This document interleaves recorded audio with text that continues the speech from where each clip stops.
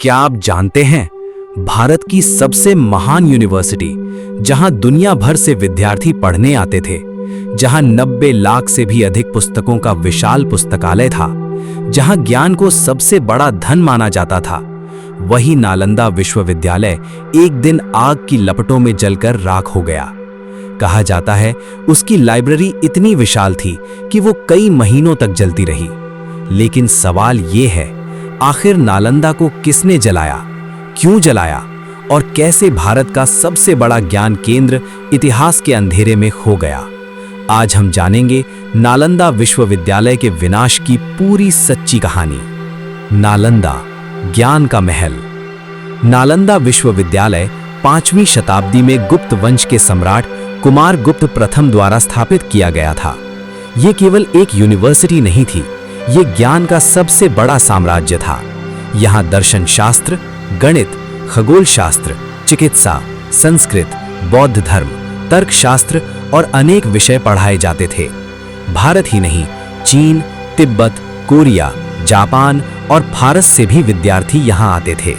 ये दुनिया का पहला अंतर्राष्ट्रीय आवासीय विश्वविद्यालय था। विशाल पुस्तकालय। नालंदा का सबसे बड़ा गर्व था उसका विशाल पुस्तकालय। इस पुस्तकालय का नाम था धर्मगंज। धर्मगंज के अंदर 3 विशाल भवन थे, रत्न सागर, रत्नोदधि और रत्नरंजक। इनमें लाखों नहीं बल्कि लगभग 90 लाख पुस्तकें सुरक्षित थीं। हाथ से लिखे गए ग्रंथ, विज्ञान, आयुर्वेद, गणित, खगोल, बौद्ध दर्शन और प्राचीन भारत का अनमोल ज्ञान। ये दुनिया का सबसे बड़ा ज्ञान भंडार था। हमला शुरू होता है।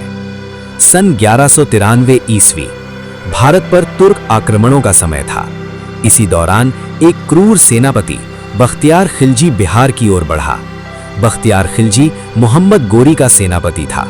उसका उद्देश्य था राज्य जीतना, धन लूटना और विरोध करने वालों को समाप्त करना। जब वो बिहार पहुंचा तो उसकी नजर पड़ी नालंदा विश्वविद्यालय पर।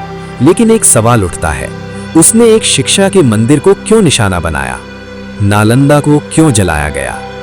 कहा जाता है बख्तियार खिलजी ने नालंदा के विद्वानों और बौद्ध भिक्षुओं को अपना शत्रु माना।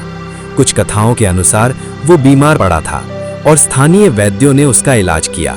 जब उसे पता चला कि भारतीय विद्वान और वैद्य उसके हकीमों से अधिक ज्ञान रखते हैं तो उसका अहंकार आहत हुआ। कुछ इतिहासकार मानते हैं कि उसका उद्देश्य बौद्ध शिक्षा केंद्रों को नष्ट करना भी था। उसे लगा कि ज्ञान और शिक्षा उसकी सत्ता के लिए खतरा है और फिर उसने आदेश दिया, नालंदा को जला दो। विनाश का दिन। सैनिकों ने नालंदा विश्वविद्यालय पर हमला कर दिया।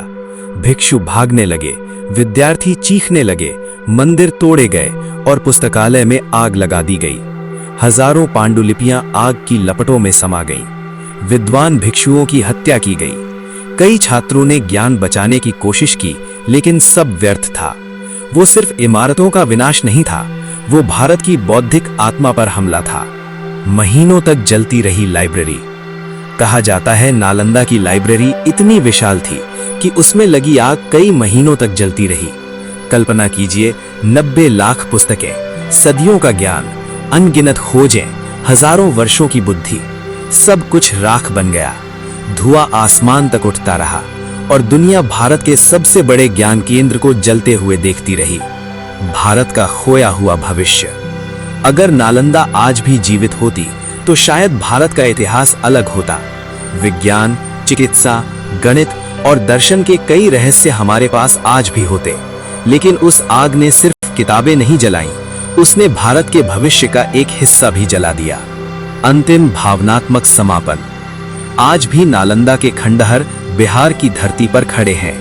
टूटी हुई ईंटें, जली हुई यादें और इतिहास की चुप्पी, सब एक ही कहानी कहते हैं। ज्ञान को तलवार से हराया जा सकता है, लेकिन मिटाया नहीं जा सकता। नालंदा जली, लेकिन उसकी विरासत आज भी जीवित है। ये सिर्फ एक विश्वविद्यालय नहीं था, ये भारत की पहचान था और शायद हमारा खोया हुआ गौरव भी।